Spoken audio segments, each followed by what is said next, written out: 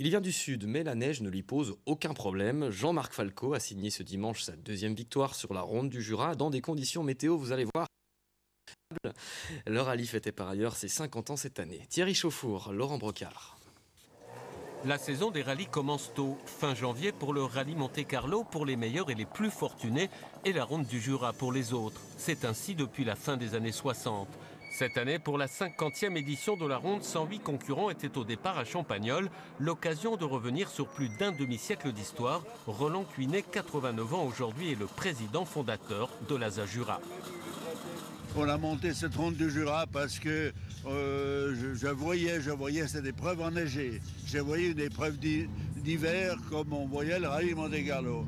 Et on faisait ça en janvier parce que, c'est en janvier qu'à l'époque, en 1967, il venait de la neige. Il y avait des conditions exceptionnelles. Des 50, 60, 80 cm de neige. On avait des problèmes, il y avait même trop de neige. Il fallait déneiger et tout ça. Neige d'hier et neige d'aujourd'hui. Même avec le réchauffement climatique, la triste pluie du parc fermé de Champagnole se transforme en neige dans l'épreuve chronométrée de Cernier-Beau à 1000 mètres d'altitude.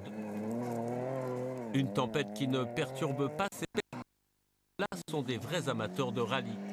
Pour le classement, François-Xavier Blanc semblait avoir fait le plus dur, mais dans la dernière épreuve, il est dépassé par Jean-Marc Falco, déjà vainqueur ici en 2016, un de ces hommes qui n'hésite pas à quitter la douce Côte d'Azur pour trouver la neige dans le Jura.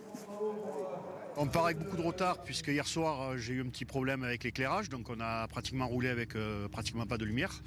Donc c'est vrai qu'on a pris un bon retard, mais bon, il ne faut jamais se démoraliser. Notre plaisir, c'est la glisse, comme je dis, et voilà, c'est pour ça qu'on revient tous les ans. Une 50e édition disputée dans des conditions changeantes et difficiles, justement ce que viennent chercher les équipages pour se mettre en condition en début de saison.